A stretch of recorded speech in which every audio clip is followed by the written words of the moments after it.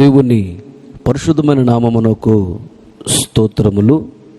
ఈ ఆదివారపు ఆరాధనకు కూడి వచ్చిన మీ అందరికీ ప్రభు పేరట నా హృదయపూర్వకమైన వందనాలు చెల్లిస్తున్నా.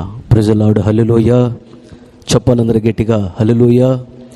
పరిశుద్ధ గ్రంథమైన బైబిల్లో నుండి కొద్ది మాటలు మనము ధ్యానించుకొని ఇక్కడ నుండి ఆశీర్వాదకరంగా వెళదాము. ముందుగా చదవండి ఒక వాక్య భాగాన్ని. మత్తయి సువార్త 14వ అధ్యాయము 19-20 వచనాలు. పచ్చిక మీద కూర్చుండుడి అని జనులకు ఆజ్ఞాపించి ఆ 5 రొట్టెలను 2 చేపలను పట్టుకొని ఆకాశం వైపు కన్నులెత్తి ఆశీర్వదించి ఆ రొట్టెలను విరిచి శిష్యులకు ఇచ్చెను. శిష్యులు జనులకు వడ్డించిరి.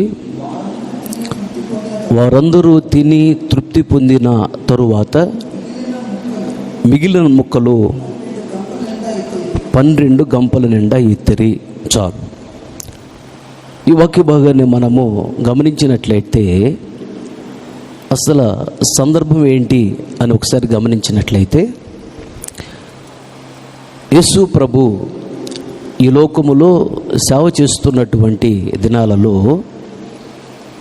ఒకరోజు యేసయ్య ఏకాంతముగా అరణ్య ప్రాంతమునకు వెళ్ళాడు. వెళ్ళినప్పుడు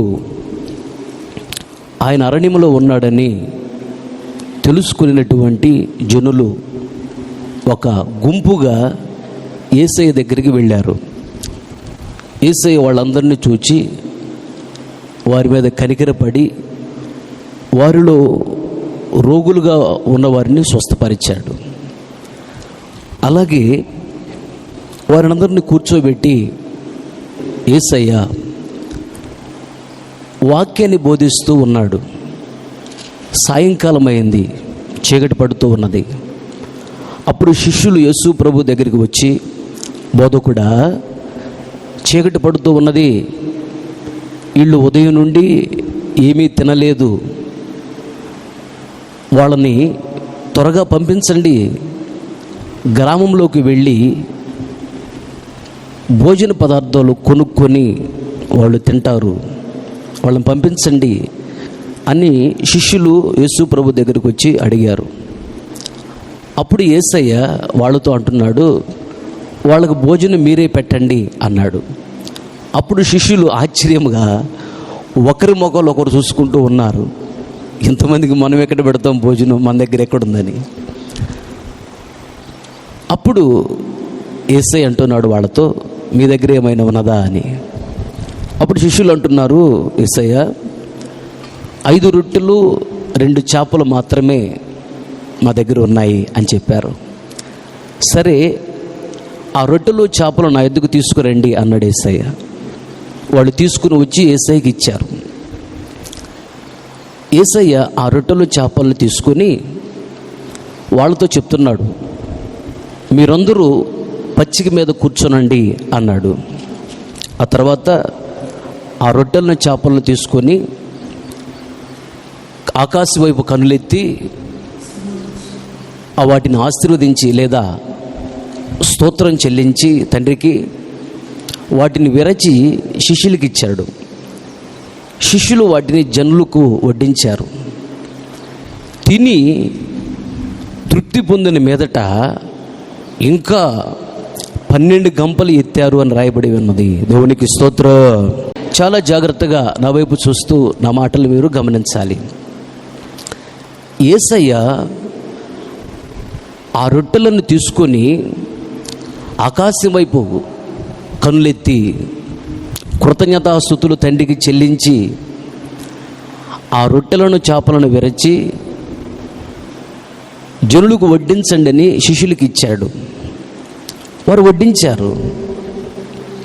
అందరూ తృప్తిగా తిన్నారు. ఇంకా 12 గంపలు మిగిలాయి. చాలా జాగ్రత్తగా గమనించాలి. అయితే ఇక్కడ యేసయ్య రొట్టెలు చేతుల్లోకి తీసుకోగానే ఒక మాట అన్నాడు, మీరందరూ పచ్చిక మీద కూర్చోనండి అన్నాడు. అంటే దీని అర్థం ఏంటంటే, దావీదు అంటున్నాడు 23వ కీర్తన 1-2 చరణాల్లో, యెహోవా నా కాపరి, నాకు లేమి కలుగదు,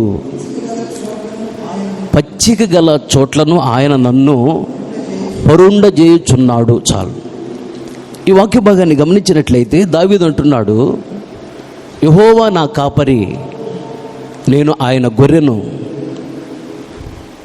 నాకు ఏమీ తక్కువ కాదు, నాకు లేమి కలుగదు. అంటే నాకేమీ తక్కువ కాదు, ఎందుకంటే నా కాపరి అయినటువంటి యెహోవా ఆయన గొర్రెనైన నన్ను బాగా పచ్చగా ఉన్నటువంటి గడ్డి కలిగినటువంటి మైదానంలోకి నన్ను తీసుకుని వెళతాడు.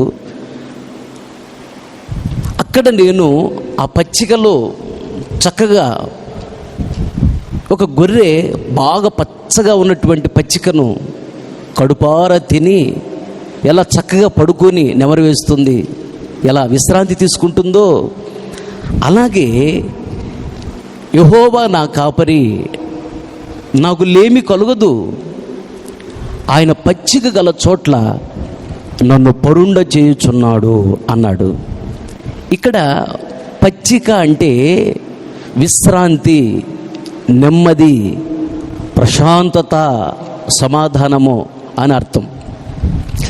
యెహోవా నా కాపరి, నాకు లేమి కలుగదు అంటే ఏమీ తక్కువ కాదు, అన్ని సమృద్ధిగా దేవుడు నాకు ఇస్తాడు. అంతేకాదు ఆయన ప్రశాంతతను, విశ్రాంతిని నాకు అనుగ్రహిస్తాడు అన్నాడు. దేవునికి స్తోత్రం, హల్లెలూయా. అలాగే యేసయ్య అంటున్నాడు ఇక్కడ, మీరు పచ్చిక మీద కూర్చోనండి అన్నాడు. అంటే మీరు ప్రశాంతంగా ఉండండి, మీరు విశ్రాంతిని తీసుకోండి అంటున్నాడు. అంటే దాని అర్థం ఏంటంటే, ప్రయాసపడి భారము మోసుకొనుచున్న సమస్త జనులారా, మీరు నా యొద్దకు వచ్చారు, మీ భారాలన్నిటి నుండి విడిపించి నేను నీకు విశ్రాంతినిస్తాను అని అంటున్నాడు యేసయ్య. అలాగే ఇక్కడ కూర్చున్న వాక్యం వింటున్న మీ జీవితాలలో, ఇదిగో ఈ వాక్యాన్ని వింటున్నటువంటి మీ జీవితాలలో కూడా మీ భారాలన్నిటి నుండి దేవుడు తొలగించి, మీరు ఏ భారాలను మోస్తున్నారో నాకైతే తెలియదు. కొందరికి అప్పులు భారంగా ఉన్నది, కొందరికి రోగాలే భారంగా ఉన్నాయి, కొందరికి నిందలు అవమానాలు భారంగా ఉన్నాయి, కొందరికి దరిద్రత భారంగా ఉన్నది, కొందరు నిరుద్యోగ సమస్యను భారముగా మోస్తూ ఉన్నారు, కొందరు పాపాన్ని భారంగా మోస్తున్నారు. ఈ వాక్యాన్ని వింటున్న నీ జీవితంలో నువ్వు ఏ భారాన్ని మోస్తున్నావో నాకైతే తెలియదు, కానీ ఈరోజు దేవుడు నీతో మాట్లాడుతున్నాడు. నీ భారాలన్నిటి నుండి విడిపించి ఆయన నీ విశ్రాంతిని అనుగ్రహించబోతున్నాడు. గట్టిగా చెప్పలు కొడుతూ దేవుని నామమును మహిమపరచండి. ప్రైజ్ ది లార్డ్, హల్లెలూయా. అది ఒక విషయం. అలాగే రొట్టెలను పంచిపెట్టండి అని చెప్పాడు యేసయ్య. పంచిపెట్టారు. వాళ్ళందరూ తిని తృప్తి పొందిన మీదట తృప్తిగా తిన్నారు, కడుపు నిండా తిన్నారు. ఇంచుమించుగా వాళ్ళు పురుషులు 5,000 మంది, అంటే స్త్రీలు ఎప్పుడు రెట్టింపుగానే ఉంటారు. స్త్రీలు 10,000 మంది, పిల్లలు 2,000 మంది, ముసలివారు ఇలాంటి వాళ్ళు ఒక 3,000 మంది వేసుకోండి. ఇంచుమించుగా అక్కడ 20,000 మంది ఉన్నారు. ఈ 20,000 మంది తృప్తిగా తిన్నారు. తిన్న తర్వాత ఇంకా 12 గంపలు మిగిలాయి అని రాయబడి ఉన్నది. చాలా జాగ్రత్తగా గమనించాలి. అలాగే ఈరోజు దేవుడు నీతో మాట్లాడుతున్నాడు. ఆ రోజు యేసయ్య వాళ్ళని తృప్తిపరచినట్లు నిన్ను కూడా తృప్తిపరచాలని ఆశపడుతూ ఉన్నాడు. నీకు ఇంకా అర్థమయ్యేటట్టు చెప్తా వినండి. ఇక్కడ దగ్గరలో అగ్నిగుండాల అని ఒక ఊరున్నది. ఆ ఊరికి ఒకరోజు నేను విజిటింగ్కి వెళ్ళాను. విజిటింగ్కి వెళ్ళినప్పుడు ఒక ఆవిడ నా దగ్గరికి వచ్చి బాగా ఏడుస్తూ ఉన్నది. ఏంటమ్మా ఏడుస్తున్నావు, ఎందుకు ఏడుస్తున్నావు నీవు అని అడిగాను. ఆ అమ్మాయి చెప్పింది, వాస్తవంగా తన ఇంట్లో తినటానికి ఉన్నది, ఉండటానికి మంచి ఇల్లు ఉన్నది, కట్టుకోవటానికి బట్టలు ఉన్నాయి, పర్వాలేదు, అన్ని సమృద్ధిగానే ఉన్నాయి, కానీ బాగా ఏడుస్తూ ఉన్నది. ఎందుకు ఏడుస్తున్నావమ్మా అంటే, పిల్లలు లేరన్న నాకు అన్నది. అంటే ఆవిడికి అన్నీ ఉన్నా తృప్తిగా లేదు. అసంతృప్తిగా ఉన్నది. ఎందుకంటే ఒక దీవెన ఆవిడికి తక్కువగా ఉన్నది, సంతానము అనే దీవెన ఆవిడికి తక్కువగా ఉన్నది. అందుకని అసంతృప్తి చేత ఆవిడ వేదన చెందుతుంది, ఏడుస్తుంది. అప్పుడు నేను అన్నాను, అమ్మా ఎందుకు ఏడుస్తున్నావు? మన దేవుడు సర్వశక్తి గల దేవుడు. సంవత్సరము తిరగక మునిపే దేవుడు నీకు డబల్ ఆశీర్వాదం ఇస్తాడు అన్నాను. కళ్ళు తుడుచుకుంటూ అంటే ఏంటన్నా అంది. డబల్ ఆశీర్వాదం అంటే ఒకేసారి నీ గర్భములో బాబు పాప ఇద్దరు ఉంటారు అని చెప్పాను. నిజమన్నా అంది. నమ్ము, ఒక అద్భుతాన్ని చూస్తావు నువ్వు అన్నాను. సంవత్సరం తిరక్క మునిపే గర్భం ధరించింది, చక్కగా ఇద్దరు పిల్లలను కన్నది. బాబు పాప ఇద్దరు పుట్టారు. బాబుకు సియోను, పాపకు సేనాయి అని నేను పేరు పెట్టాను. ఇలాంటి సాక్ష్యాలు ఎన్నో చెప్పగలను. Praise the lord. హల్లెలూయా.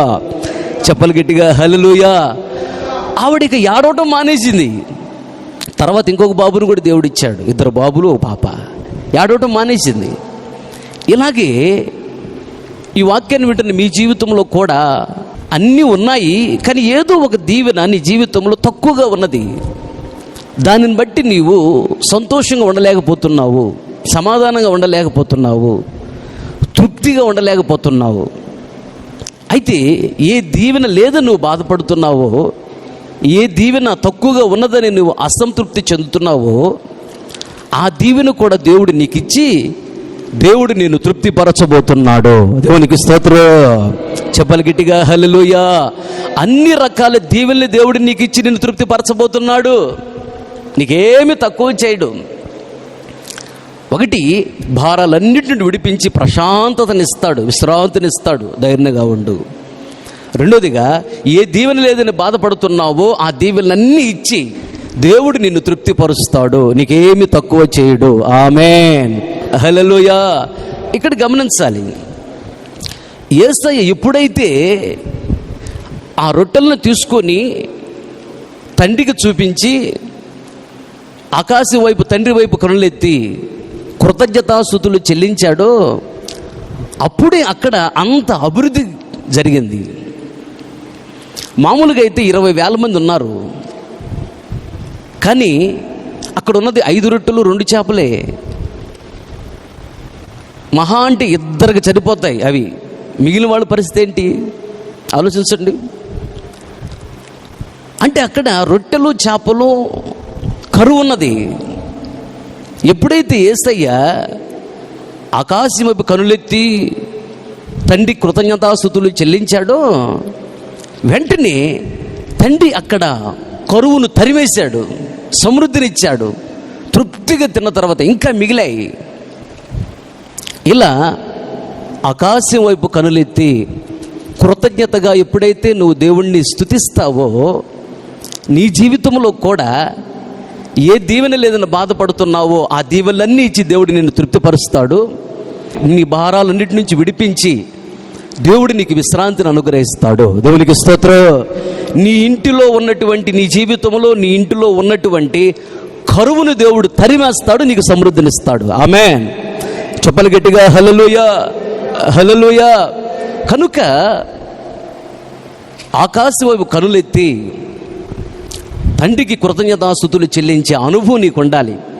ఈ 3 రకాల దీవెనలు నీకు రావాలంటే ఆకాశం వైపు కనులెత్తడం బట్టి ఏంటి నీకు అర్థమయ్యేటట్టు చెప్తా వినండి. ఒకరోజు ఒక ఎస్ఐ గారు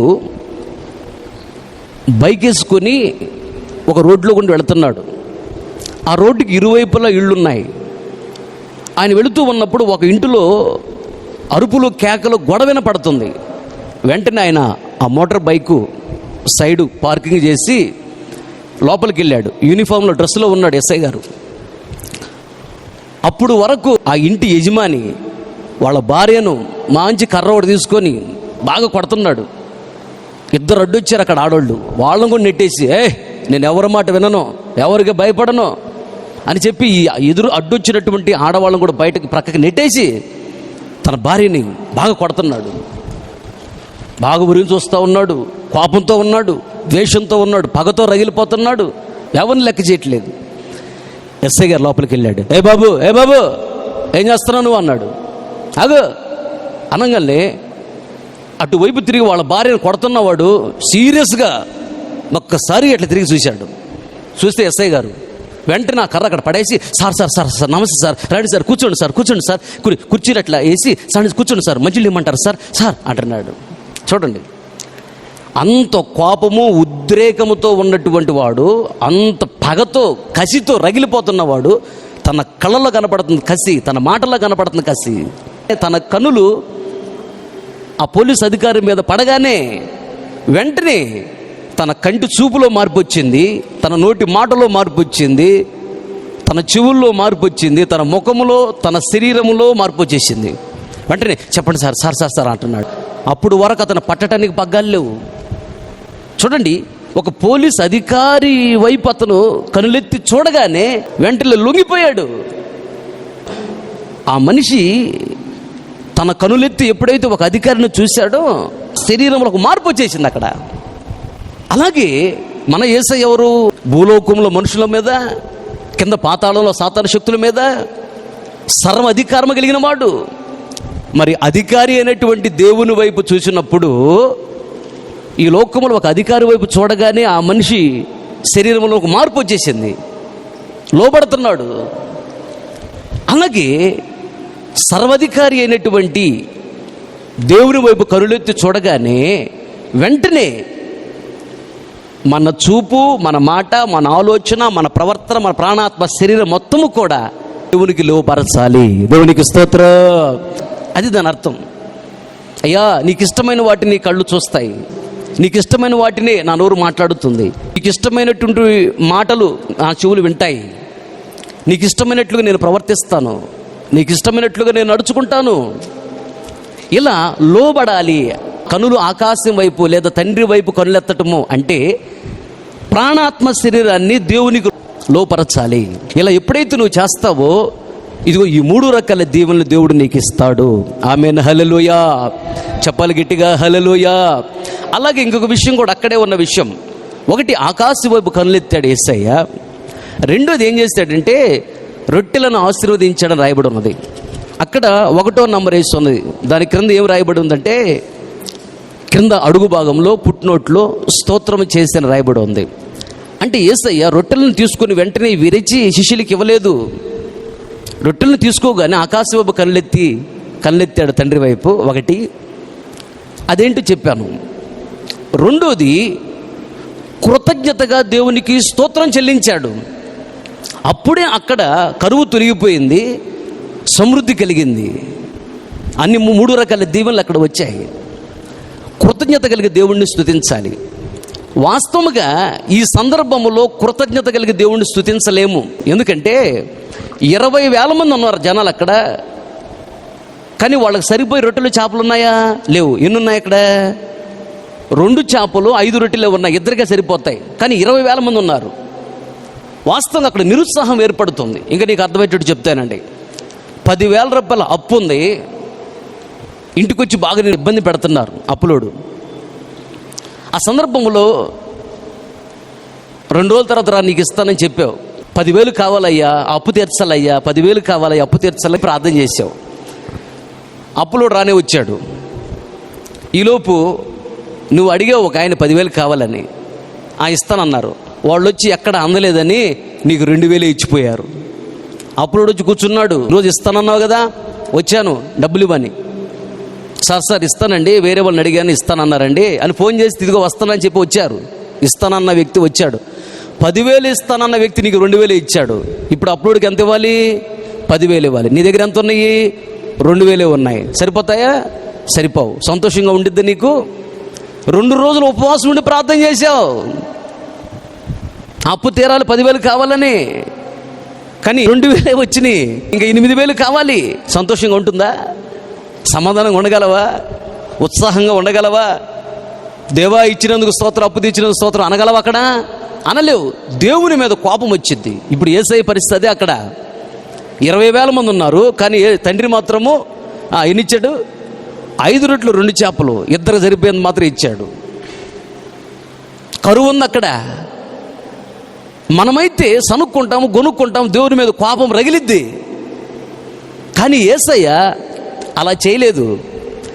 ఆ ఇచ్చిన రొట్టెలను తీసుకొని తండ్రి రొట్టెలు ఇచ్చినందుకు నీకు స్తోత్రం స్తోత్రం స్తోత్రం స్తోత్రాలు చెప్పాడు. కృతజ్ఞత కలిగి స్తోత్రాలు చెప్పి వాటిని విరచి శిష్యులకి ఇచ్చి వాళ్ళకి వడ్డించండి అన్నాడు. బాగా తృప్తిగా తిన్నారు, కడుపు నిండా తిన్నారు. ఇంకా 12 గంపలు మిగిలాయంట. చాలా జాగ్రత్త గమనించండి. దీనిని బట్టి ఇక్కడ మనం నేర్చుకోవాల్సిన పాఠం ఏంటంటే, నీకు కొంచెం ఇచ్చినప్పుడు కృతజ్ఞత కలిగి దేవుడిని నువ్వు స్తుతిస్తే అక్కడ నీకు ఎంత అవసరమో దానికంటే ఎక్కువే నీకు ఇస్తాడు. ఉదాహరణకి గమనించినట్లయితే దావీదు జీవితాన్ని గమనించినప్పుడు, దావీదు అడవిలో గొర్రెలు కాసుకునేవాడు. ప్రతిరోజు వేకునే లేచి గొర్రెల దొడ్డులోనే మోకరించి స్తోత్రం స్తోత్రం స్తోత్రం స్తోత్రం అని కృతజ్ఞతల స్తోత్రాలు చెప్తూ ఉండేవాడు. ఆ ప్రక్కనే దొడ్లు ఉంటారే గొర్రెలు కాసుకునేవాళ్ళు, ఒక ప్రక్కనే దొడ్లు ఉంటాయి కదా గొర్రెల దొడ్లు. వాళ్ళు అంటారు, రే దావీదు, ఏంద్రా బాబు నువ్వు నిద్రబాబు, మమ్మల్ని నిద్రబానివ్వు, ఏంది గోల, ఏం చేశాడు దేవుడు నీకు? వేకుజామున లేస్తావు ఊరకే గొంతు కోసిన మేకాల స్తోత్రం స్తోత్రం స్తోత్రం అరుస్తూ ఉంటే ఏం చేశాడు రా దేవుడు నీకు? ఆ దరిద్రత పోయిందా? కరువు పోయిందా? ఆ గొర్రెలు గాయడం తప్పిందా అని అంటున్నారు. అప్పుడు దావీదు అంటాడు, నాయనా అసలు భూమి మీద బ్రతికి బట్ట కడుతున్నామంటే దేవుని కృప. మనము గొర్రెలు కాస్తున్నటువంటి అరణ్యము సింహాలు, పులులు, ఎలుగుబంట్లు, కొండ చిలువలు ఉన్నటువంటి ఏరియా అది. ఏ రోజు కూడా వాటికి దేవుడు మనల్ని అప్పగించలేదు, కాపాడుతున్నాడు, ఎందుకంటే ఇంకేం కావాలి అన్నాడు. కానీ వాళ్ళు ఎవరు దేవుణ్ణి పట్టించుకోవట్లేదు. మాకేమిచ్చాడు దేవుడు, ఏమిచ్చాడంట అని దేవుణ్ణి దూషిస్తున్నారు, ద్వేషిస్తున్నారు. కానీ దావీదుకి దేవుడు ఇచ్చినటువంటి ఆ కొంచెం దీవెన బట్టి కృతజ్ఞత కలిగి దేవుడిని స్తుతిస్తున్నాడు. అలా స్తుతించినందుకు దేవుడు జ్ఞాపకం చేసుకొని అడవిలో గొర్రెలు కాసుకుని తీసుకొచ్చి దేవుడు రాజును చేశాడు. ఇజ్రాయెల్ మీద లక్షల మంది మీద రాజును చేశాడు. 40 సంవత్సరాలు తను వెళ్ళిన ప్రతి చోట దేవుడు తోడేయండి జయాన్ని ఇచ్చాడు. అతన్ని గొప్పవాడిని చేశాడు. చూసావు దేవుడు అలా దీవించాడు. కారణం ఏంటంటే కొంచెం ఇచ్చినప్పుడు దానిని బట్టి కృతజ్ఞత కలిగి నువ్వు స్తుతిస్తే నీకు లేని దీవెనలన్నీ ఇస్తాడు. నీకు ఎంత అవసరం అంతకంటే ఎక్కువే ఇస్తాడు. కానీ చాలామందికి ఈ సీక్రెట్ తెలియక కొంచెం దీవెనిచ్చినప్పుడు దేవుణ్ణి స్తుతించరు. వాళ్ళకి కార్లు ఇచ్చాడు, వాళ్ళకి బిల్డింగ్లు ఇచ్చాడు, వాళ్ళకి అపార్ట్మెంట్లు ఇచ్చాడు, వాళ్ళకి పెద్ద పెద్ద ఉద్యోగాలు ఇచ్చాడు, పెద్ద పెద్ద వ్యాపారాలు ఇచ్చాడు. మాకేమి ఇచ్చాడు? చిన్న రేగు షెడ్డే కదా, మాకేమి ఇచ్చాడు? చిన్న వ్యాపారమే కదా, చిన్న ఉద్యోగం కదా, మాకేమి ఇచ్చాడు అని చెప్పి దేవుణ్ణి దూషిస్తూ ఉంటారు, దేవుణ్ణి ద్వేషిస్తూ ఉంటారు, దేవుణ్ణి స్తుతించరు. ఇలాంటి వాళ్ళకి ఉన్న దీవెనలు కూడా పోగొట్టుకుంటూ ఉంటారు. అలా కాదు, దేవుడు నీకు కొంచెం ఇచ్చినప్పుడు దానిని బట్టి కృతజ్ఞత కలిగి దేవుడిని స్తుతిస్తే దేవుడు నీకు చాలా ఇస్తాడు, సమృద్ధిని ఇస్తాడు, గొప్ప చేస్తాడు. యేసయ్య చేసింది అదే. యేసయ్య మనకి అక్కడ పాఠం నేర్పిస్తున్నాడు. దావీదు కూడా అలా చేస్తున్నాడు కాబట్టి దావీదు అలాగే దీవించబడ్డాడు. చదవండి ఆ మాటలు. దావీదు అంటున్నాడు, చదవండి 108వ కీర్తన 3వ చరణం.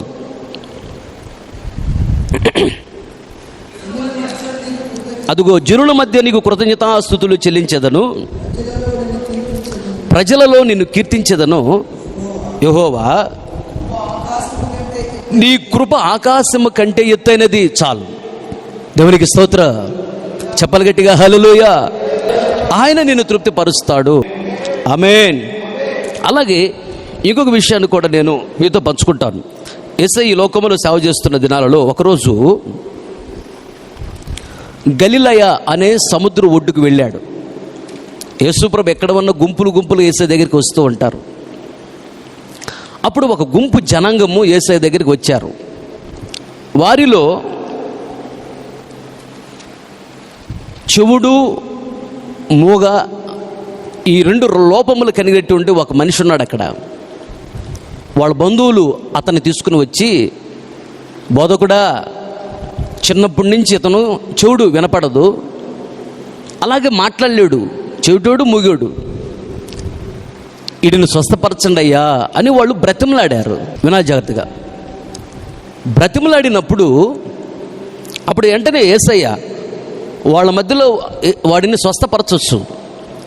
అతనిని యేసయ్య అక్కడ స్వస్థపరచకుండా అతనిని ఇలా చేయి పట్టుకొని ఆ జనంలో ఉన్నటువంటి వారిలో నుండి అతని చేయి పట్టుకుని దూరంగా తీసుకుని వెళ్ళాడు. యేసయ్య దూరంగా తీసుకుని వెళ్ళి తన 2 వేళ్లను అతని చెవిలో ఇలా పెట్టేసి ఎఫ్ఫతా అన్నాడు. అంటే తిరుగుబడునుగాక అన్నాడు. వెంటనే అతని చెవులు తిరుగుబడ్డాయి, చక్కగా వినపడుతుంది. నాలుక బయట పెట్టమన్నాడు. అతను నాలుకలా బయట పెట్టాడు. యేసయ్య వెంటనే ముట్టాడు నాలుకను యేసయ్య ఇలా ముట్టగానే నాలుక కూడా సడలించింది, మాట్లాడటం ప్రారంభించాడు. అతను చక్కగా వినపడుతుంది, చక్కగా మాట్లాడుతున్నాడు, స్వస్థత పొందాడు. ఎవరిదో చెప్పొద్దు అని చెప్పి యేసయ్య మరలా అతన్ని తీసుకొని వచ్చి వాళ్ళకి అప్పగించాడు. చాలా జాగ్రత్తగా గమనించండి. అక్కడ అలా అతను స్వస్థపరిచే ముందు యేసయ్య అక్కడ ఆకాశ వైపు నిట్టూర్పుతో కనులెత్తడం రాయబడి ఉంది.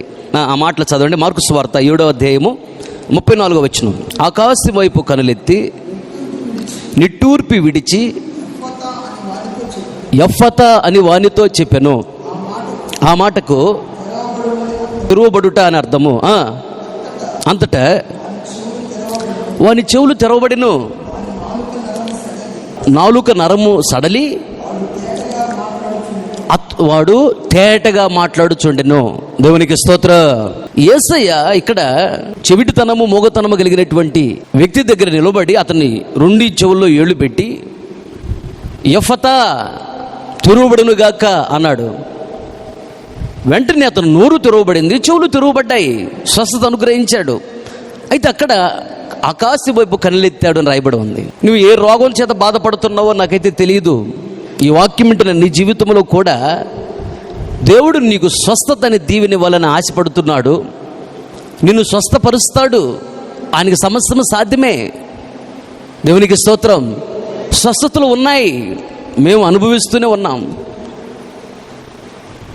దేవునికి ఎవరి మీద ఇష్టం కలుగుతుందో వాళ్ళని స్వస్థపరుస్తాడు. ఈ వాక్యాన్ని వింటున్న నీ జీవితంలో ఏదో అనారోగ్యం చేత నువ్వు బాధపడుతున్నావేమో, భర్తకి చెప్పుకోలేక, భార్యకు చెప్పుకోలేక, పిల్లలకు చెప్పుకోలేక, తల్లిదండ్రులకు చెప్పుకోలేక, ఎవరికి చెప్పుకోలేని పరిస్థితుల్లో బాధపడుతున్నావేమో. అది ఏ రోగమైనా యేసయ్య సమస్తము సాధ్యమే. యేసయ్య నీ రోగం నుండి నిన్ను విడిపించబోతున్నాడు. దేవుడు నిన్ను స్వస్థపరచబోతున్నాడు. ఆమేన్, హల్లెలూయా. అయితే ఇక్కడ ఒక విషయాన్ని గమనించాలి. కొందరి జీవితాన్ని గమనించినట్లయితే కొందరు ఎలా ఉంటారంటే, చెవులు బాగానే ఉంటాయి, దేవుని మాటలు వినటానికి వాళ్ళకి చెవులు ఉండవు. దేవుని మాటలు వినరు, దేవుని పాటలు వినరు. నోరు బాగానే ఉంటుంది, దేవుని పాటలు పాడరు, దేవుని సువార్తని ఎవరికి చెప్పరు, దేవునికి ఇష్టమైన మాటలు మాట్లాడరు, ఆ నోటితో బైబిల్ చదవరు. నోరుందో బాగానే. కొందరికి కళ్ళు బాగానే ఉంటాయి, బాగానే చూస్తుంటారు, కానీ దేవుని కార్యాలను చూడరు, గమనించరు, వాక్యాన్ని చూడరు, దేవుని వైపే చూడరు, దేవుని మందిరం వైపే చూడరు. కళ్ళు బాగానే ఉన్నాయి. ఎందుకని వీళ్ళు ఇలా ఉంటున్నారు అని గమనించినట్లయితే మత్తయి సువార్తలో మత్తయి అంటున్నాడు, వాళ్ళ హృదయము కురివి ఉన్నది అంటున్నాడు. హృదయం మీద ఏముందంట? లోపల కురువు పట్టిందంట హృదయానికి. హృదయం మీదంట కురువు ఉన్నదంట. కురువు అంటే పాపము, పాపం అనే గర్వం అన్నది. అందువలన దేవుని వాక్యాన్ని చూసే కళ్ళు లేవు, కళ్ళు మోయబడ్డాయి. యుగ సంబంధమైన దేవత మనోనేత్రములకు గుడ్డితనము కలుగు చేసింది. ఆత్మనేత్రాలు సాతాను మూసేశాడు, ఆత్మ సంబంధమైన చెవులు మూసేశాడు, ఆత్మ సంబంధమైన నోరు మూసేశాడు. దేవుడికి ఇష్టమైన మాటలు మాట్లాడే నోరు లేదు, దేవుడికి ఇష్టమైన పాటలు వినేటువంటి చెవులు లేవు, దేవుడికి ఇష్టమైన వాటిని చూసే కళ్ళు లేవు. ఎందుకంటే వాళ్ళ హృదయం కురివిందంట. చదవండి ఆ మాటలు. మత్తయి సువార్త 13వ అధ్యాయము 13వ వచనం నుండి 15వ వచనం వరకు. ఈ ప్రజలు కనులారా చూచి, చెవులారా విని, హృదయముతో గ్రహించి, మనసు త్రిప్పుకొని, నా వలన స్వస్థత పొందకుండానట్లు వారి హృదయము క్రొవ్వినది. అదుగో వారి చెవులు వినుటకు మందములైనవు, వారు తమ కన్నులను మూసుకొని ఉన్నారు. గనుక వినుట మట్టుకు విందురు, కానీ గ్రహింపరు. చూచడం మట్టుకు చూస్తారు, కానీ ఎంత మాత్రమో తెలుసుకొనరు. చాలు, దేవునికి స్తోత్రం. ఇన్ని చెప్పిన వాళ్ళకి అర్థం కాదు, గ్రహించలేరు. ఎందుకంటే వారి హృదయములో పాపం ఉన్నది, అనగా పాపం అనే క్రొవ్వు, పాపం అనేటువంటి గర్వం ఉన్నది. దాని వలన ఆత్మ సంబంధమైన కళ్ళు, ఆత్మ సంబంధమైన చెవులు, ఆత్మ సంబంధమైన నోరు వాళ్ళకి, ఆత్మ సంబంధమైన హృదయము, ఆత్మ సంబంధమైన మనసు వాళ్ళకి లేదు. అలాంటి వారి కొరకు నీవు, నేను, మనము ఆకాశం వైపు దేవునికి కన్నులెత్తాలి. దేవునికి స్తోత్రం. చెప్పలు గట్టిగా హల్లెలూయా. ఒకవేళ నీ జీవితం అలా ఉన్నదేమో, లేదా నీ అక్క చెల్లెళ్ళు అన్నదమ్ముల జీవితం అలా ఉన్నదేమో, నీ తల్లిదండ్రుల జీవితం అలా ఉన్నదేమో, నీ పిల్లల జీవితం అలా ఉన్నదేమో, నీ స్నేహితుల బంధువుల జీవితం అలా ఉన్నదేమో, ఆత్మీయ జీవితం వాళ్ళకి లేక, ఆత్మ కార్యాలను, దేవుని కార్యాలను గుర్తుపట్టలేక అలా ఉంటున్నారేమో. ఇదిగో యేసయ్య ఇలాంటి వ్యక్తిని చూసినప్పుడు అతను చెవులతో వినలేకపోతున్నాడు, నోటితో మాట్లాడలేకపోతున్నాడు. అతను చూసినప్పుడంట యేసయ్య నిట్టూర్పుతో ఆకాశం వైపు కన్నులెత్తాడంట. ఆకాశం వైపు కన్నులెత్తుట అంటే ఇతని కొరకు విజ్ఞాపన ప్రార్థన చేస్తున్నాడు. ఎలా? నిట్టూర్పు విడిచాడంట అక్కడ యేసయ్య. నిట్టూర్పు విడుచుట అంటే అర్థం ఏంటంటే, నిట్టూర్పు అంటే వేదన, బాధ, దుఃఖము. అదేదో యేసు ప్రభుకు వచ్చినట్టుగా బాధపడుతుంది ఎవరు? ఆ ఎదుటున్నాడే అతను. కానీ ఆ బాధ యేసు ప్రభుకు వచ్చినట్లుగా తండ్రి ఎదుట ఆకాశబాబు కన్నులెత్తి యేసయ్య బాధపడుతూ, తండ్రి ఈ బిడ్డను స్వస్థపరచండి అయ్యా అని బాధపడుతూ యేసయ్య వేదనతో తండ్రికి విజ్ఞాపన ప్రార్థన చేశాడంట. దానినే నిట్టూర్పుతో కన్నులెత్తుట అంటారు. దేవునికి స్తోత్రం, హల్లెలూయా. ఇలాంటి పరిస్థితుల్లో నువ్వు ఉన్నావేమో, నీ స్నేహితులు, బంధువులు ఎవరైనా ఇలాంటి పరిస్థితుల్లో ఉన్నారేమో, వారి కొరకు నీవు నిట్టూర్పుతో తండ్రి వైపు కనులెత్తాలి. అనగా దుఃఖంతో, వేదనతో, బాధతో విజ్ఞాపన ప్రార్థన చేసే అనుభవం నీకు ఉండాలి. దేవునికి స్తోత్రం. చెప్పాలి గట్టిగా హల్లెలూయా. ఇలా ఎవరైతే దేవునికి దూరంగా ఉంటున్నారో, దేవుని యొద్దకు రాలేకపోతున్నారో, వాళ్ళ హృదయం కురువింది. దేవుని వాక్యం వినాలంటే మనసున్నది అసలు వాళ్ళకి. సాతాను వాళ్ళ చెవులు మూశాడు, వాళ్ళ కన్నులను మూశాడు. ఏది మంచి ఏది చెడు వాళ్ళు వివేచించలేరు. మనోనేత్రాలు మోయబడ్డాయి, ఆత్మనేత్రాలు మోయబడ్డాయి. వాళ్ళు నీ చెల్లెలు కావచ్చు, నీ అక్క కావచ్చు, మీ తమ్ముడు కావచ్చు, మీ అన్న కావచ్చు, వారి కొరకు నువ్వు కన్నీళ్లు కార్చి దుఃఖంతో, బాధ నీకొచ్చినట్లుగా తండ్రికి విజ్ఞాపన ప్రార్థన చేయాలి. అది నిట్టూర్పుతో ఆకాశం కన్నులెత్తుట. అలా నువ్వు ప్రార్థన చేసినప్పుడు ఎవరి కొరకైతే నువ్వు అలా నిట్టూర్పుతో ఆకాశం కన్నులెత్తి విజ్ఞాపన ప్రార్థన చేస్తావు, వాళ్ళని విడిపిస్తాడు. ఒకటి, వాళ్ళ కొరకు ప్రార్థన చేసినందుకు దేవుడు నిన్ను కూడా విడిపిస్తాడు, నిన్ను కూడా దీవిస్తాడు. దేవునికి స్తోత్రం, హల్లెలూయా, హల్లెలూయా. అదే మీకు అర్థం కావడం గురించి చెప్తా వినండి. స్నేహితుల కొరకు యోబు ప్రార్థన చేసినప్పుడు యోబు తన పోగొట్టుకున్నటువంటి క్షేమస్థితిని మరలా ఇచ్చాడంట. తన పోగొట్టుకున్న దీవెనలను మరలా ఇచ్చాడు, రెట్టింపుగా ఇచ్చాడంట దేవుడు. అక్కడ చదవన మాటలు యోబు గ్రంథము 42వ అధ్యాయము 10వ వచనం. మరియు యోబు తన స్నేహితుల నిమిత్తము ప్రార్థన చేసినప్పుడు యెహోవా అతని క్షేమస్థితిని మరలా అతనికి దయచేశాను. చాలు, చాలా జాగ్రత్తగా నా వైపు చూస్తున్న మాటలు గమనించండి. వాళ్ళ స్నేహితుల్లో బలహీనతలు ఉన్నాయి. ఏంటి వాళ్ళ స్నేహితుల్లో ఉన్న బలహీనత? పెట్టినరోజు పెళ్లికూడు, పెట్టని రోజు చావుకూడు. అలాంటి వాడు స్నేహితులు మామూలుగా కదా, యోబు స్నేహితులు. పెట్టినరోజు అమ్మా, అబ్బా యోబు అసలు నీలాంటి దేశంలో లేడు, గొప్పడివి, వీరుడివి, సూర్యుడు నువ్వు అంటారు. యోబు దగ్గర ఆస్తులు మొత్తం పోయిన తర్వాత వచ్చి అంటున్నారు, యోబు బురద లేకుండా జమి పెరిగిద్దా?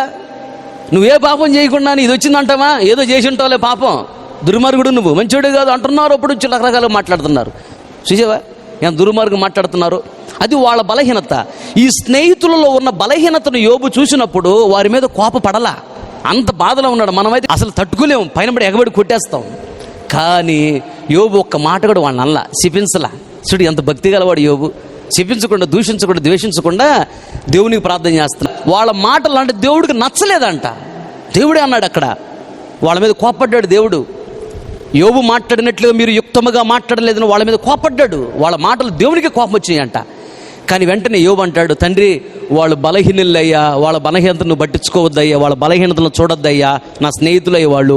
పెట్టినరోజు ఏమో పెళ్లి కూడు వాళ్ళకి, పెట్టకపోతే నా చావు కూడు, అట్టుండేది వాళ్ళ పరిస్థితి. పెట్టినరోజు పొగుడుతారు, పెట్టలేకపోతే నా దూషించి మాట్లాడతారు. వాళ్ళ బలహీనతలయ్యా, అయ్యా వాళ్ళకి క్షమించాయి, వాళ్ళని ఆశీర్వదించాయని యోబు వాళ్ళ కొరకు, వాళ్ళ బలహీనతల కొరకు ఈయన బాధతో ప్రార్థన చేశాడంట. ఆ ప్రార్థన దేవుడికి నచ్చింది. అప్పుడు యోబు పోగొట్టుకున్నటువంటి ఆశీర్వాదాలన్నీ మరలా యోబుకి ఇచ్చాడు. యోబు పోగొట్టుకున్నటువంటి క్షేమస్థితిని మరలా యోబుకి ఇచ్చేశాడు. యోబు పోగొట్టుకున్న ఆరోగ్యాన్ని మరలా యోబుకి ఇచ్చేశాడు. పోగొట్టుకున్న ఆశీర్వాదాలు ఇచ్చాడు, రెట్టింపుగా ఇచ్చాడని రాయబడింది అక్కడ. అలాగే నీ జీవితంలో కూడా ఎవరైతే ఎలాంటి బలహీనతలో ఉంటారో వాళ్ళు కొరకు నువ్వు నిట్టూర్పుతో ఆకాశం వైపు కన్నులెత్తాలి.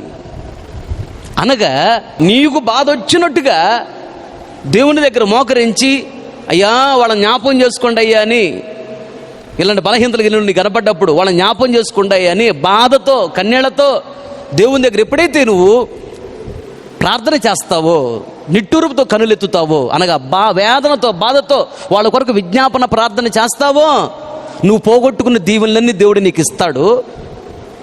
ఎట్లా ఇస్తాడు అంటే, నువ్వు 10 రూపాయలు పోగొట్టుకుంటే 10 రూపాయలు ఇవ్వడైనా, నువ్వు 10 రూపాయలు పోగొట్టుకున్నావా దేవుడు నీకు 20 రూపాయలు ఇస్తాడు. అంటే రెట్టింపుగా దేవుడు నీకు అనుగ్రహించబోతున్నాడు. ఆమేన్, హల్లెలూయా. చెప్పాలందరూ గట్టిగా హల్లెలూయా. ఇలా దీవిస్తాడు. ఆకాశం వైపు కనులెత్తే అనుభవం నీకు ఉండాలి. దానికి ముందుగా ఇక్కడ ప్రార్థన చేసినప్పుడు చెవులు తెరవబడ్డాయి. అలాగే ఎవరైతే చెవులతో దేవుని మాట వినడానికి ఇష్టపడట్లేదో, చర్చికి వెళ్దారా, వాక్యం విందామరా అంటే, వాక్యం వినాలా వదిలే. ఒక ఆయనకు ఫోన్ చేశాను నేను, ఒక ఆవిడ ఫోన్ చేసి, అమ్మ వాక్యం వస్తుంది సెల్లో వింటున్నావా అన్నాను. వింటలేదు అంది. ఎందుకరమ్మా అంటే, నువ్వు ఏం వింటావు, ఆయన సెల్ ఫోన్ పెట్టి వాక్యం వినిపించమంటే ఆయన అంటున్నాడు, వాక్యం గంట ఉంది, నెట్ బ్యాలెన్స్ అయిపోద్ది అంటున్నాడంట. చూసావా, నెట్ బ్యాలెన్స్ అయిపోద్ది అంటాడంట. నెట్ బ్యాలెన్స్ చేయించింది ఎందుకు?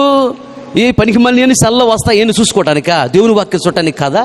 చూసావా, ఆయన చూడటం లేదు, తన భార్యకు చూపించట్లేదు వాక్యం, నెట్ బ్యాలెన్స్ అయిపోద్ది అంటున్నాడంట. అంటే దేవుని వాక్యం వినాలని వినే చెవులు ఆయనకి లేవు, ఆవిడకు కూడా వినిపించట్లేదు. నెట్ బ్యాలెన్స్ ఎంత, దాని బ్రతికెంత?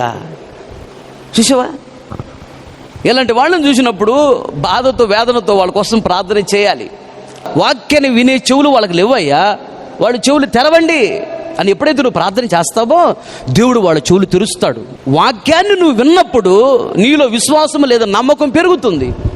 దేవుని మీద నమ్మకం నీలో పెరిగింది అంటే ఎంత నమ్మకం నీలో ఉంటుందో అన్ని దీవెనలు పొందడానికి నువ్వు యోగ్యురాలవి. దేవునికి స్తోత్రం. చెప్పాలని గట్టిగా హల్లెలూయా, హల్లెలూయా. కనుక నిట్టూర్పుతో ఆకాశం వైపు నువ్వు కనులెత్తాలి ఇతరుల కొరకు. అనగా బాధ నీది కాదు, వేరే వాళ్ళదే. అయినా బాధ నీకొచ్చినట్లుగా బాధతో విజ్ఞాపన ప్రార్థన చేయాలి దేవునికి, ఎదుటివారి కొరకు. అప్పుడు దేవుడు ఇదిగో ఈ దీవెనలు నీకు ఇస్తాడు, నీ జీవితాన్ని ఆశీర్వదిస్తాడు. ఆమేన్, హల్లెలూయా, హల్లెలూయా. అలాగే ఇంకొక విషయాన్ని కూడా నేను మీతో పంచుకుంటాను. యేసయ్య ఈ లోకములో సేవ చేస్తున్నటువంటి దినాలలో తండ్రి ఈ లోకానికి యేసయ్యని పంపాడు. యేసయ్యను తండ్రి ఏ ఉద్దేశముతో పంపాడో ఆ ఉద్దేశము, ఆ చిత్తము, ఆ తండ్రి ఇష్టము మ్యాక్సిమం నెరవేర్చాడు. నెరవేర్చినటువంటి యేసయ్య తండ్రికి ఒకరోజు ప్రార్థన చేస్తున్నాడు. ఏమని ప్రార్థన చేస్తున్నాడంటే, ఆ చదవండి, యోహాను సువార్త 17వ అధ్యాయము 1-2 వచనాలు. యేసు ఈ మాటలు చెప్పి ఆకాశం వైపు కనులెత్తి ఇట్లా, నేను తండ్రి నా గడియ వచ్చి ఉన్నది, నీ కుమారుడు నిన్ను మహిమపరచున్నట్లు నీ కుమారుని మహిమపరచుము. చాలు. యేసయ్య తండ్రికి ప్రార్థన చేస్తున్నాడు. ఏమని?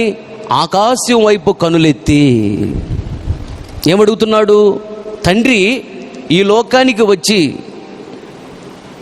నేను నిన్ను మహిమపరిచాను, నేను ఇంకా నిన్ను మహిమపరుస్తాను, అయితే నన్ను మహిమపరచు అంటున్నాడు. ఆకాశం వైపు కన్నులెత్తి బ్రతిమలాడుకుంటున్నాడు. దీనిని ఏమంటారంటే మనవి అంటారు. మన కొరకు మనం చేసుకునే ప్రార్థనని మనవి అంటారు. ఇతరుల కొరకు మనం చేసే ప్రార్థనని విజ్ఞాపన అంటారు.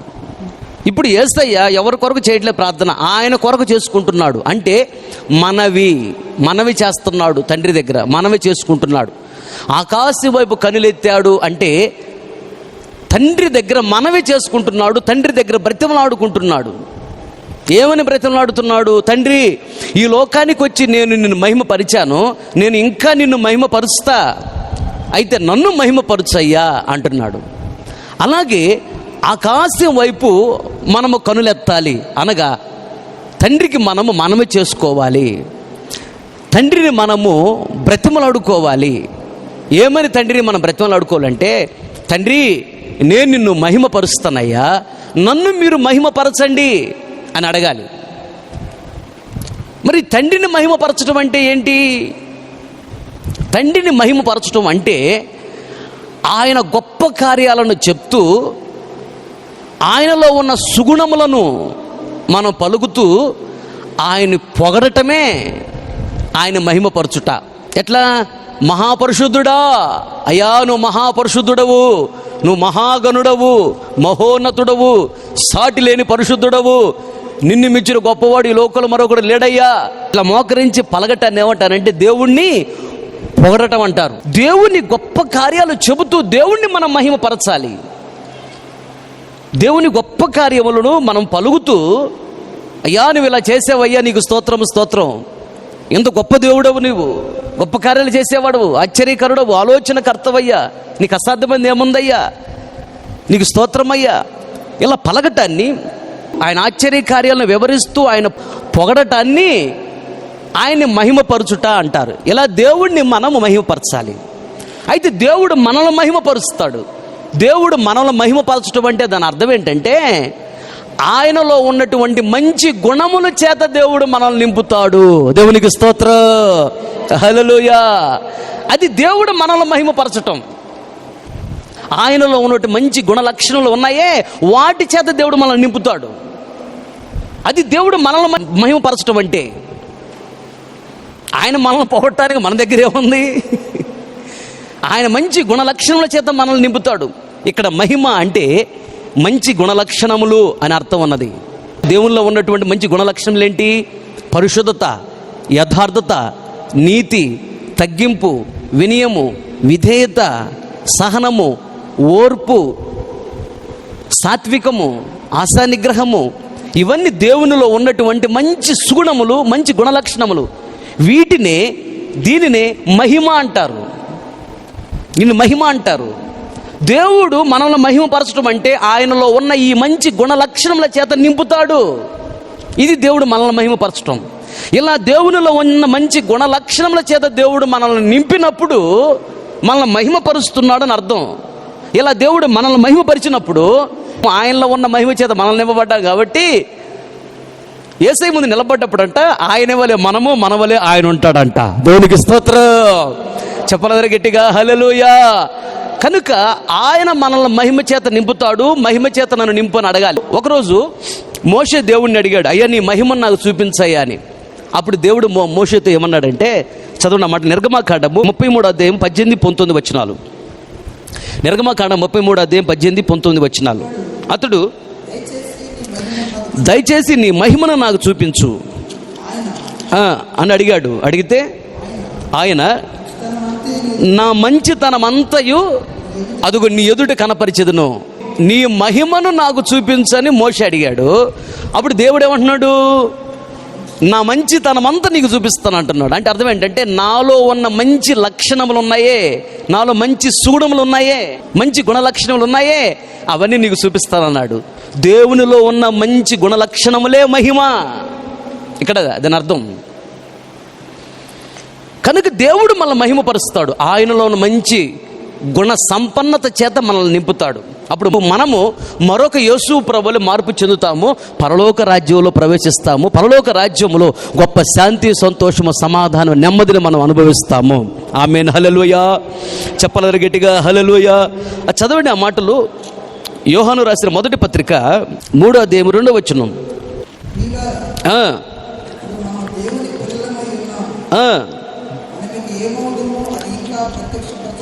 మనం ఏమవుదుమో ఇంకా ప్రత్యక్షపరచబడలేదు, కానీ ఆయన ప్రత్యక్షమైనప్పుడు అదుగో ఆయన ఉన్నట్లుగానే ఆయనను చూతుము గనుక అదుగు ఆయన్ని పోలి మన ముందుము. ఆయనలాగే ఉంటామంట మనం. ఆయనలో ఉన్న గుణలక్షణమ చేత నింపినప్పుడు మనము ఆయనలాగే ఉంటాం.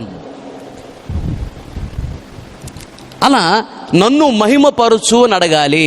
ఆకాశం వైపు కనులెత్తి యేసయ్య అంటాడు, అయ్యా నేను నిన్ను మహిమపరిచాను తండ్రి, నేను ఇంకా నిన్ను మహిమపరుస్తాను, నన్ను నీవు మహిమపరచయ్యా అంటున్నాడు.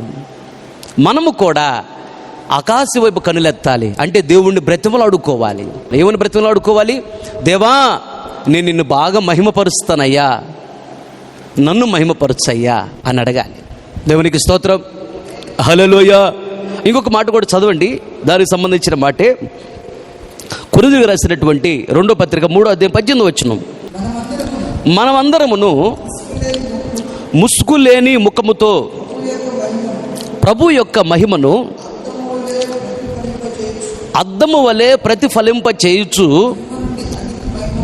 మహిమ నుండి అధిక మహిమను పొందుచు ప్రభువుకు ఆత్మచేత ఆ పోలికగానే మార్చబడుచున్నాము. చాలు, తలల పైకెత్తి నా వైపు చూస్తున్న మాటలు గమనించండి.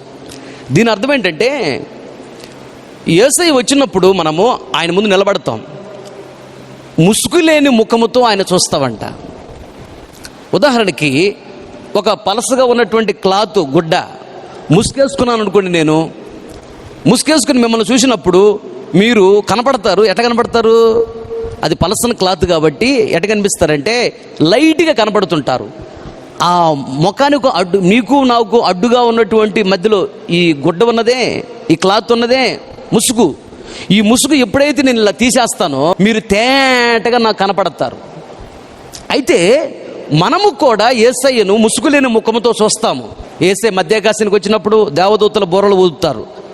ఆ బూర శబ్దం వినగానే మనము లేచి ఈ మట్టి శరీరము విత్ ఇన్ సెకండ్స్లో మహిమా శరీరంగా మార్చబడి సడన్గా యేసయ్య ముందు నిలబడతాం. వెళ్ళినప్పుడు ముసుగు ఉన్న ముఖములా కాదు మనం చూసేది, ముసుగు లేని ముఖముతో ఎలా చూస్తామో అలాగే మధ్యాకాశంలో తేటగా స్పష్టంగా యేసయ్యని మనం చూస్తాము. ప్రజలాడు హల్లెలూయా. ఈ ముసుగు ఏంటి అంటే పాపము. ముసుగు లేని ముఖం అంటే పాపము లేని జీవితం. పాపము లేని జీవితము కలిగి మనము తేటగా స్పష్టంగా యేసయ్యని మనం చూడగలము. ఈ పాపము లేని జీవితం మనలోకి ఎప్పుడు వచ్చింది అంటే, దేవుని మహిమ మనం పొందుకున్నప్పుడు, దేవుడు మనల్ని రోజు రోజుకు బాగా మహిమపరుస్తూ ఉన్నప్పుడు మన ముఖం మీద ఉన్న ముసుగు తొలగిపోతుంది. దేవునికి స్తోత్రం, చెప్పలు గట్టిగా హల్లెలూయా. ఆయనలో ఉన్న మంచి గుణ లక్షణాల చేత మనల్ని నింపినప్పుడు, ఆయన మనల్ని మహిమపరిచినప్పుడు దేవునికి మనకు మధ్య ఉన్న ముసుగు అనే పాపం పూర్తిగా తొలగిపోతుంది. అది తొలగిపోయినప్పుడు తేటగా స్పష్టంగా దేవుణ్ణి మనం చూడగలము. దేవుని వలె మనం ఉంటాం, మన వలె దేవుడు ఉంటాడు. చక్కగా పరలోక రాజ్యంలో ప్రవేశించగలము. ఆ మహిమ చేత మనల్ని నింపాలి. ఇంకొకటి కూడా ఉంది అక్కడ. ఆ మహిమను మనం పొందుకున్నప్పుడు ఏం జరుగుతుందో తెలుసా?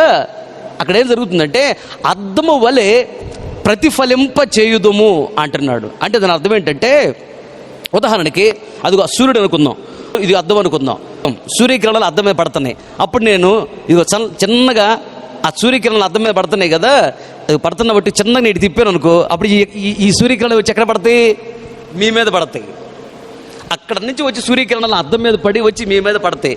దానిని ఏమంటారంటే ప్రతిబింబించుట అంటారు. అయితే దేవుని మహిమ వచ్చి అద్దమని నా మీద పడి నా మీద నుండి మీ మీదకి వచ్చిందనుకో ఆ మహిమ, దానిని ఏమంటారంటే మహిమను ప్రతిఫలింప చేయుట అంటారు. దేవునికి స్తోత్రం, చెప్పలు గట్టిగా హల్లెలూయా. మీకు ఇంకా అర్థమయ్యేదో చెప్పాలంటే, దేవుడు మహిమ చేత నన్ను నింపాడు, ఆయన మంచి గుణలక్షణముల చేత నన్ను నింపాడు. ఆయన మహిమ చేత నేను ఎప్పుడైతే నింపబడ్డానో నేను దీవించబడ్డాను. అప్పుడు నా దగ్గరకు వస్తున్నటువంటి మీరు దేవుని దగ్గర ఆ మహిమని నేను పొందుకున్నాను, ఆ మంచి గుణ లక్షణం నేను పొందుకున్నాను, నేను దీవించబడ్డాను కదా. నన్ను చూసి మీరు నా దగ్గర దేవుని యొక్క మంచి గుణ లక్షణాలు నేర్చుకున్నారు. అప్పుడు నా వలె మీరు కూడా దీవించబడతా ఉన్నారు. దాన్ని ఏమంటారంటే మహిమను దేవుని దగ్గర పొందుకున్నాను, నేను దీవెనకరంగా ఉన్నాను. ఆ మహిమను నేను మీకు బోధించాను, మీకు ఇచ్చాను. ఆ మహిమని మీరు పొందుకున్నారు, మీరు దీవించబడుతున్నారు. అంటే అర్థం వల్ల నేనేం చేస్తున్నానంటే మహిమను ప్రతిఫలింప చేస్తున్నాను అని అర్థం. దేవునికి స్తోత్రం. మహిమను పొందుకొని నేను దీవించబడుతున్నాను, ఆ మహిమను నీకు ఇచ్చి మీరు దీవించబడటానికి నేను కారకుడిగా ఉన్నాను, మీరు దీవించబడుతున్నారు అంటే మహిమను అర్థం వలె నేను ప్రతిఫలింపజేస్తున్నాను. నేను ఫలిస్తున్నాను, మీరు ఫలించడానికి సహాయం చేస్తున్నాను. దేవునికి స్తోత్రం. హల్లెలూయా. ఆ మహిమను మనం పొందుకున్నప్పుడు మనం దీవించబడతాము.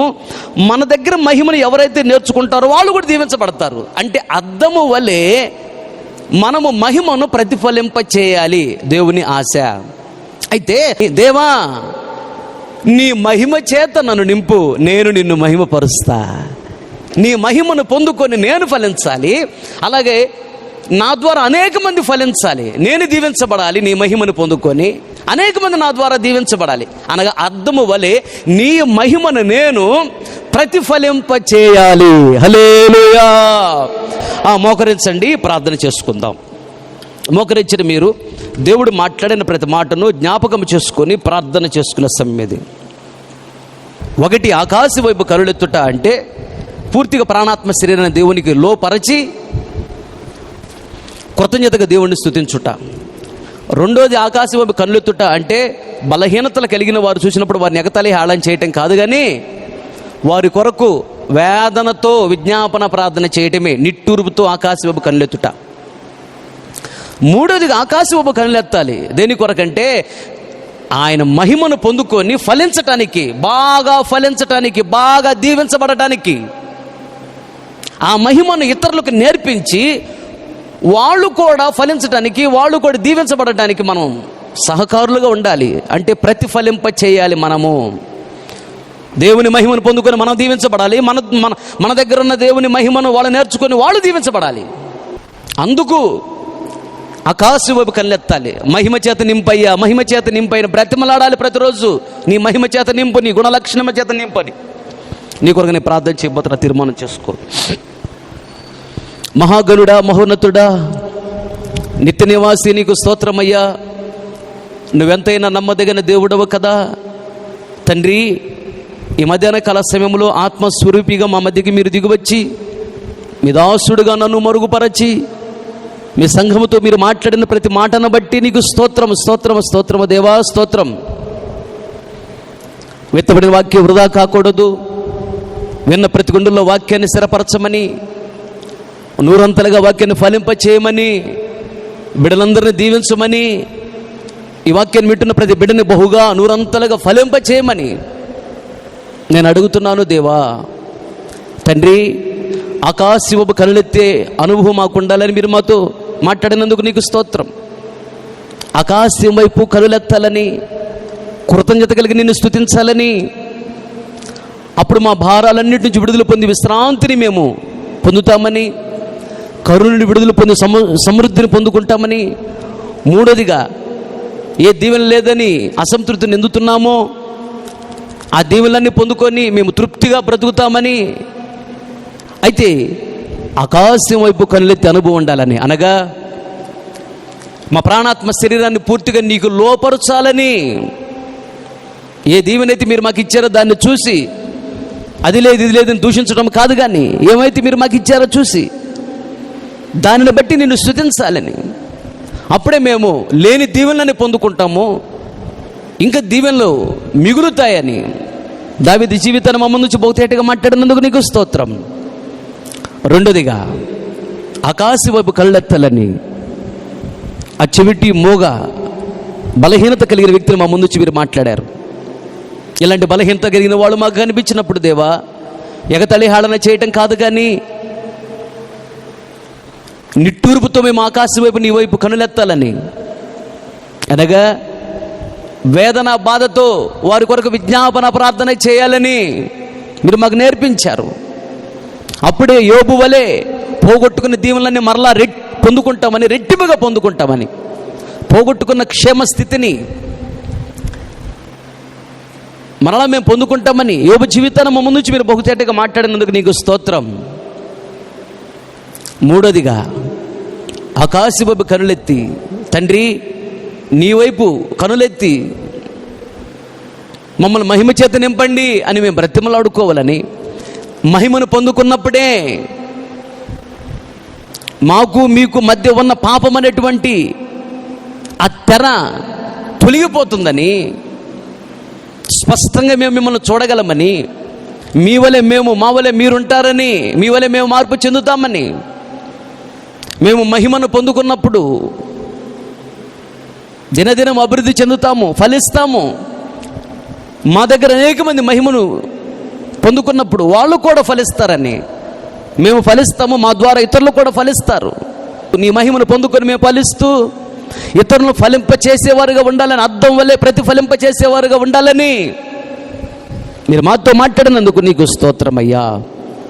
దేవా, ఈ వాక్యాన్ని వింటున్న ప్రతి బిడ్డను జ్ఞాపకం చేసుకోండి. పశ్చాత్తాప కన్నీటాత్మను కుమ్మరించండి, మనోనేత్రాలు చక్కగా వెలిగించండి, భయము భక్తి చేత నింపండి, కృతజ్ఞత చేత నింపండి.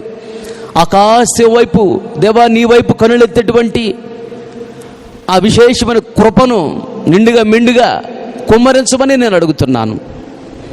దేవా, బిడ్డలందరినీ ఆశీర్వదించండి అయ్యా. తండ్రి, నీ పాద సన్నిధిలో నేను బ్రతిమలాడుతున్నానయ్యా. నువ్వేది చేసిన మేలే చేస్తావు, కీడు మాకు చేయవు. తండ్రి, అతి త్వరలో మేము సంఘముగా కూడుకొని స్వేచ్ఛగా నిన్ను ఆరాధించడానికి, మనసారా నిన్ను ఆరాధించే మంచి భాగ్యము మాకు అనుగ్రహించమని నేను అడుగుతున్నాను. దేవా, నీ బిడ్డలు సంఘానికి రాలేక, మందిరానికి రాలేక ఇళ్ళ దగ్గరే ఉన్నారయ్యా. ఆ బిడ్డలు పాపంలో కలిసిపోకూడదు ప్రభువా. సాతాను చేతులకు, సాతాను కమ్మనస్తాలకు, సాతాను విషకూరలకు వెళ్ళకూడదయ్యా. నువ్వు కాపాడకపోతే వారు కాపాడబడలేరు, మీరు రక్షించకపోతే వారు రక్షణ పొందలేరు. ప్రార్థనాత్మను, స్తోత్రాత్మను, వెలుగుగల ఆత్మ, విజ్ఞాపన కన్నీటాత్మను, పశ్చాత్తాపాత్మను, భారభరితమైన బలమైన పరిశుద్ధాత్మ నిండుగా మెండుగా వాళ్ళు కొమ్మరించి ఆకాశం వైపు, నీ వైపు కనులెత్తి బిడ్డలుగా వారిని మార్చండి. మీరు వచ్చినప్పుడు నీ వల్లే ఆ బిడ్డలు ఉండాలి. నీ ముందు నిలబడి నీ రాజ్యంలో ప్రవేశించినట్లుగా వాళ్ళు ఫలించినట్లుగా కృప చూపించమని నేను అడుగుతున్నాను. అతి త్వరలో మేము ఇలా సంఘం కూడుకుని ఆరాధించడానికి కృప చూపించండి. కరోనా నుంచి ప్రపంచాన్ని విడిపించండి. నువ్వు చేస్తా మేము నమ్ముతున్నాము. ప్రారంభించినందుకు స్తోత్రం. ప్రపంచంలో అన్ని సంఘాలు తిరుగుబడాలి, అన్ని మందిరాలు తిరుగుబడాలి, అందరూ చక్కగా మందిరాలలో స్వేచ్ఛగా ఆరాధించాలి. అలాంటి భాగ్యము కృప మాకు అనుగ్రహించండి. సార్వత్రిక సంఘాన్ని నీ మహిమల రాజ్యం కొరకు రాకూడదు సిద్ధపరచమని మేము అడుగుతున్నాం. మీరు వచ్చినప్పుడు దేవా, ఆ మహిమను పొందుకొని మీ ముందు ధైర్యంగా నిలబడి ముసుగులేని ముఖముతో స్పష్టంగా నిన్ను చూస్తూ నీ రాజ్యంలో ప్రవేశించే కృప అందరికి అనుగ్రహించమని మేము అడుగుతున్నాం. అన్ని విషయాల్లో చాలని దేవుడిగా మీరుండి ఆశ్చర్యకరంగా, జయకరంగా, దీవెనకరంగా జరిగించినందుకు నీకు స్తోత్రం.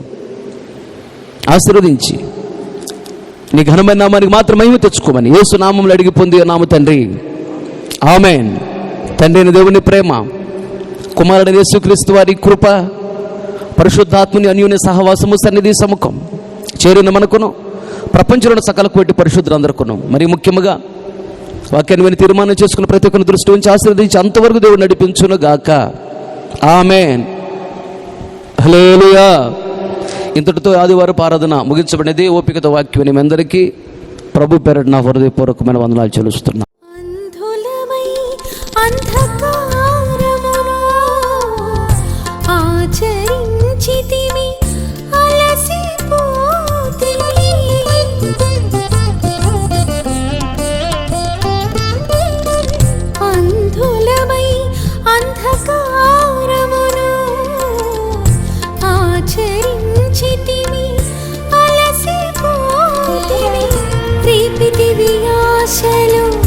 ఆపితివి ఆవేదనలో ఆదరించితివి, ఆత్మతో ఆరాధించెదము, ఆదరించితివి, ఆత్మతో ఆరాధించెదము. కరుణా కటాక్షము కారుణ్యమును గలదేవా, కనికరమెరుగని కఠినులను కరుణించితి.